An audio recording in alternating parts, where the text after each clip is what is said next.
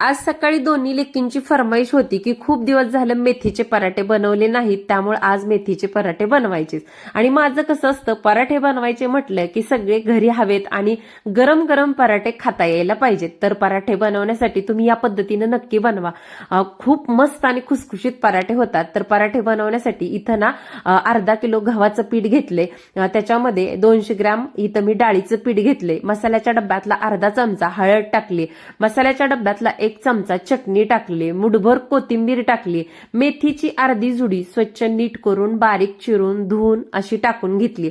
त्याचबरोबर आता थंडीचे दिवस आहे, त्यामुळे शरीराला ऊर्जेची गरज असते, म्हणून पोहे खाण्याचे 2 चमचे कच्चे तीळ टाकलेले आहेत. आणि ज्यावेळेस पराठ्याचं पीठ मळतो त्यावेळेस साधारणतः 10 पराठे होतील ना इतकं हे साहित्य आहे.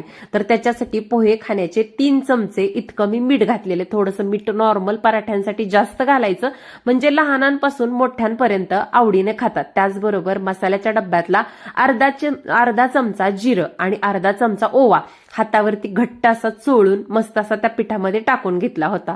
आणि साधारणतः मीडियम साईजची 1 वाटी कमी आंबट असलेलं दही याच्यामध्ये टाकून घेतलं होतं. आणि त्यानंतर मिक्सरच्या भांड्यामध्ये एक 10-12 हिरवी मिरची आणि मुठभर लसूण आणि कोथिंबीर याचं सुद्धा वाटण बनवून घेतलं आणि या पिठामध्ये टाकलं. सुरुवातीला दहीमध्ये ओलापणा असतो, त्यामुळे हे जिन्नस आहेत ना सगळे कोरडेच मिक्स करून घ्यायचे.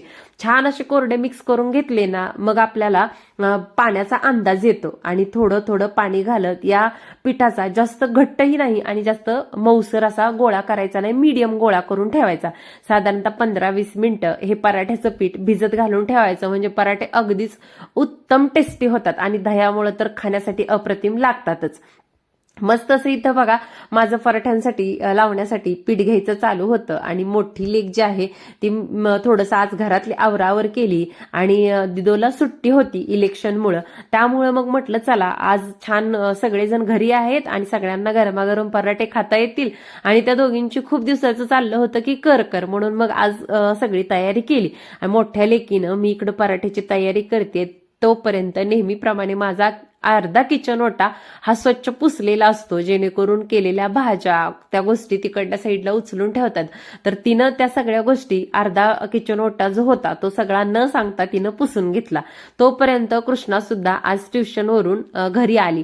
आज तुम्ही म्हणाल इलेक्शन कसलं, तर हा व्लॉग शेअर करण्यासाठी माझ्याकडून थोडासा उशीर झालेला आहे. नगर परिषदेचे इलेक्शन होतं आणि त्या दिवशीचा हा व्लॉग होता.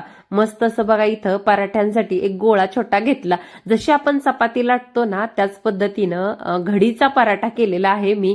आणि कमी तेलात सगळ्या गोष्टी बनवते बरं का, भाज्या असू द्या, पराठे असू द्या किंवा चपात्या. आमच्या खाण्यामध्ये तेलाचा वापर जास्ती नाही, त्यामुळे आमच्या सगळ्यांचेच वजन मस्त असे मेंटेन राहतात. आणि इथं तुम्ही बघू शकता किती मऊसर असा आपला खुसखुशीत पराठा झालाय. तुम्ही ही रेसिपी या पद्धतीनं नक्की ट्राय करा. यानंतर सगळ्यांनी आम्ही गरमागरम पराठे आणि दही एन्जॉय केलं.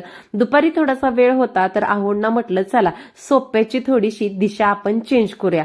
घरातल्या वस्तूंची अधूनमधून जागा बदलली ना तर घरातली एक ऊर्जा किंवा एनर्जी आहे ना लगेच वेगळी जाणवते. त्यामुळं ज्या वस्तूंची जागा आपल्याला अधूनमधून हलवता येते ना त्या वस्तू घरातल्या त्यांची नक्की जागा हलवायची, म्हणजे थोडंसं आपल्यालाही नवीन असं फील होतं. मग इथं मस्त असं तिघांनी मिळून आम्ही सोफा फिरवून घेतला आणि बघते तर काय म्हणजे 8च दिवस झाले झाडून, तरी सुद्धा बघा सोप्याच्या मागं बरीचशी घाण होती. कारण लड्डू खेळत खेळत पायाने बऱ्याच वस्तू या सोप्याखाली ढकलून देत असतो. मग सोपा सगळा लावून घेतला, झाडून वगैरे काढलं आणि सगळं क्लीन करून घेतलं. आणि इथं दिदो सायकल क्लीन करत होते तर लड्डूच्या इथं मस्त असं बघा दिदोला हेल्प करायचं चालू आहे. कुंडीच उचलून ठेवायची हाय, स्वच्छ आहे, पुसले व्यवस्थित. अरे ती पुसती लाडू.